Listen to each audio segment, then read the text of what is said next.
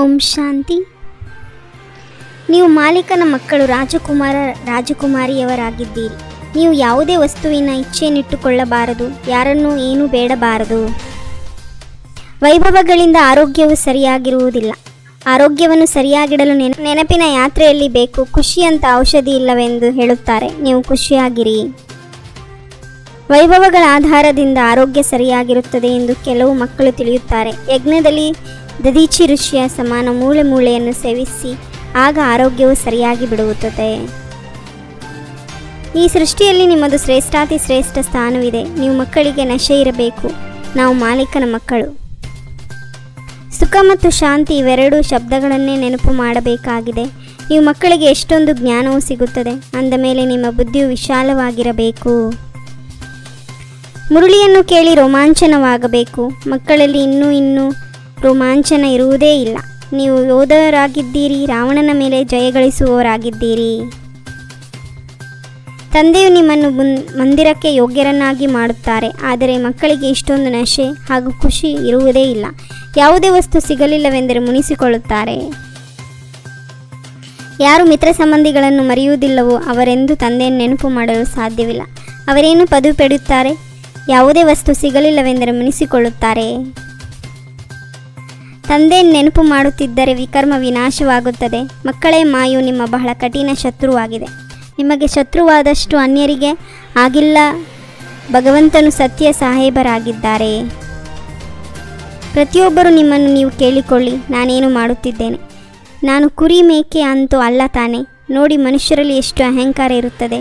ಗುರು ಎನ್ನುತ್ತಾರೆ. ನಾವಿದ್ದನ್ನು ಮಾಡುತ್ತೇವೆ, ನಾವು ಬುದ್ಧಿವಂತರಾಗಿದ್ದೇವೆ. ಸಂಕಲ್ಪ ಬರುವುದು ದೇಹಾಭಿಮಾನವಾಗಿದೆ. ದೇಹಾಭಿಮಾನಿಗಳಿಗೆ ಧಾರಣೆ ಆಗಲು ಸಾಧ್ಯವಿಲ್ಲ. ಬಹಳ ಸರಳವಾಗಿ ತಂದೆ ಸಂದೇಶ ಎಲ್ಲರಿಗೂ ಕೊಡಬೇಕು. ತಿಳಿಸಿಕೊಡುವವರು ಸಹ ಬಹಳ ರಮಣೀಯವಾಗಿರಬೇಕು. ಜ್ಞಾನವಂತೂ ಬಹಳ ಸಹಜವಾಗಿದೆ. ಬಹಳ ಶಾಂತಿಯಿಂದ ಸೇವೆ ಮಾಡಬೇಕು. ನೀವು ಅಶಾಂತರಾಗಬಾರದು.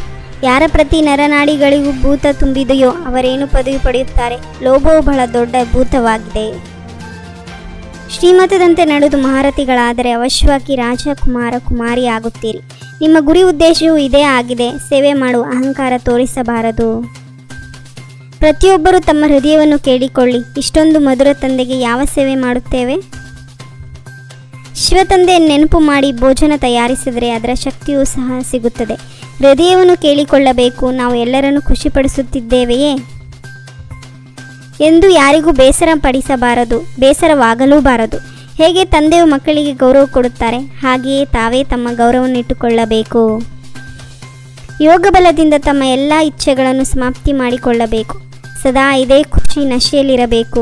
ನಾವು ಮಾಲೀಕನ ಸಂತಾನದಿಂದ ರಾಜಕುಮಾರರಾಗುತ್ತೇವೆ. ಬ್ರಾಹ್ಮಣ ಜೀವನದಲ್ಲಿ ತಂದೆಯ ಮೂಲಕ ಬೆಳಕಿನ ಕಿರೀಟ ಪ್ರಾಪ್ತಿ ಮಾಡಿಕೊಳ್ಳುವಂತಹ ಮಹಾನ್ ಭಾಗ್ಯವಾನ್ ಭವ. ಸಂಗಮಯುಗಿ ಬ್ರಾಹ್ಮಣ ಜೀವನದ ವಿಶೇಷತೆಯಾಗಿದೆ. ಪವಿತ್ರತೆಯ ಬೆಳಕಿನ ಈ ಕಿರೀಟ ರತ್ನಜಡಿತ ಕಿರೀಟಗಳಿಂದ ಅತಿ ಶ್ರೇಷ್ಠವಾಗಿದೆ.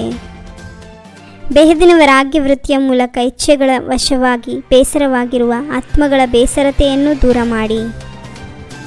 ಓಂ ಶಾಂತಿ. 21 ಜನ್ಮಕ್ಕಾಗಿ 21 ಪರಮಾತ್ಮನ ಮಹಾವಾಕ್ಯವನ್ನು ಆಲಿಸಿ ತಮ್ಮದೇ ಆದಂಥ ಈ ಚಾನೆಲ್ಗೆ ಲೈಕ್ ಮಾಡಿ, ಶೇರ್ ಮಾಡಿ, ಸಬ್ಸ್ಕ್ರೈಬ್ ಆಗುವುದನ್ನು ಮರೆಯಬೇಡಿ. ಓಂ ಶಾಂತಿ.